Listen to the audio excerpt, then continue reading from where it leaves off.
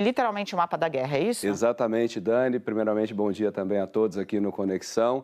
E importante, antes disso, falar um pouco mais sobre que equipamentos, quais armamentos os Estados Unidos têm ali quando eles levam aviões, navios para essa região onde eles já existem com uma forte presença militar. Vamos aqui na tela, primeiro mostrar o tipo de aeronaves. Essa daqui que a Camila estava falando agora mesmo, Dani, o B-2 é uma aeronave que custa 2 bilhões de dólares. Ela tem esse formato aqui de morcego, mais de 50 metros de envergadura. Duas grandes ogivas, é aquilo que a gente mencionou agora há pouco. Ela é capaz de portar essa bomba GBU. Ogiva nuclear. Exatamente. As duas ogivas das bombas GBU-57, aqueles lançadores, né? Dessa bomba que é capaz de perfurar 61 metros do solo até explodir. São 6 naves que foram detectadas no sul da Índia, numa base do sul da Índia, em abril. 1/3 das que existem no planeta, só os Estados Unidos a produzem e nunca exportaram.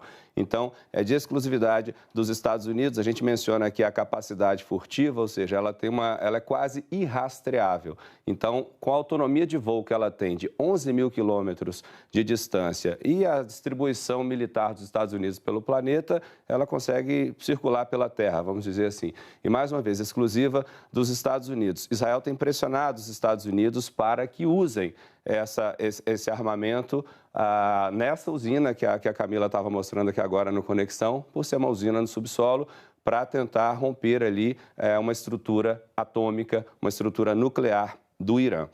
Uso exclusivo dos Estados Unidos, a gente continua aqui com mais 2 tipos, o F-22, que também é de uso só dos Estados Unidos. Os 2 caças, ele e o F-35, são para abater caças e aviões bombardeiros e também para ataques terrestres. Eles estão sendo deslocados para o leste, ali, para a região do Oriente Médio, segundo os Estados Unidos, numa postura defensiva. O F-22, os Estados Unidos chegaram a usar em 2014 contra o Estado Islâmico, em 2023 contra a China, e o F-35, ele é de uso, apenas Estados Unidos e Israel usaram esta aeronave. Também com a mesma característica de capacidade furtiva, ou seja, praticamente irrastreável pelos radares. Isso é um elemento em favor de quem usa essa tecnologia. Vamos dar uma olhada no mapa aqui agora? Esse mapa mostra ali, aqui a gente tem, né, Dani?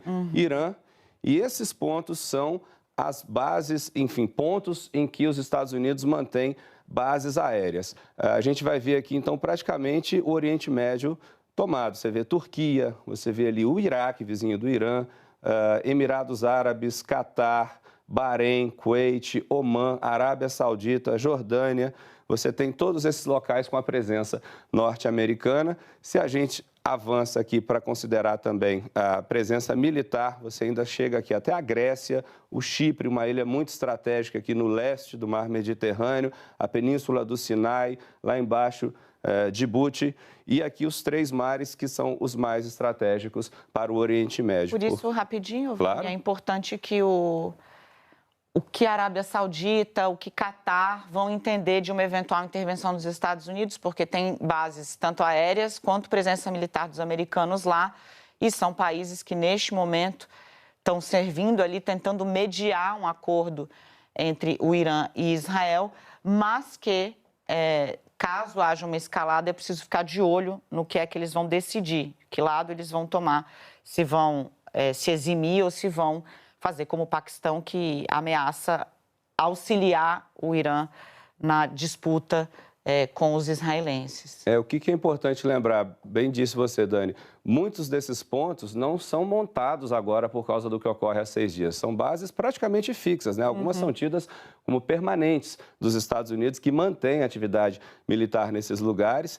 E o governo americano diz nesse momento, apesar desse envio de caças que são de ataque, diz que tudo isso aqui está sendo feito até o momento, eu anotei aqui, como medida para proteger forças americanas de possíveis retaliações do Irã e seus aliados. Ou seja, essa presença fixa aqui é uma justificativa nesse momento oficialmente para todo esse avanço dos Estados Unidos, que tem também os navios. Tem porta-aviões a caminho aqui do leste do Mar Mediterrâneo. Se a gente for olhar a presença naval também, a gente está falando de Mar Mediterrâneo, do Mar Vermelho e do Golfo Pérsico, ou seja, o Oriente Médio ele está circulado por forças norte-americanas. Hoje, em média, 30 mil militares estão ali, é uma quantidade menor do que a da época do Iraque, a da época do Afeganistão, mas é importante mapear, porque desenhado, olha como fica fácil de ver onde está o Irã e o que tem aqui de proteção, vamos dizer assim, ao Ocidente, e Israel está aqui, bem no meio ali. Eu conversei com o professor Gunter Rudzik, de Relações Internacionais. Nós conversamos, a Isabela Valentim, nossa produtora e editora. Ele é doutor em Ciência Política pela USP e comentou o seguinte: essa primeira frente realmente é concentrada nessa questão aérea. A frente naval, ela ainda é um segundo plano, ela ainda está, vamos dizer, sendo montada a caminho com esses porta-aviões que chegam ali. E esses caças, aquele F-22, o F-25, eles conseguem interceptar também possíveis lançamentos, drones, ou seja, o equipamento aéreo do Irã, eles estão prontos para contra-atacar, para defender. Um reforço ao domo de ferro, né? Exatamente, para toda essa região. Querido, muito obrigada. Obrigado. Leilani, com você.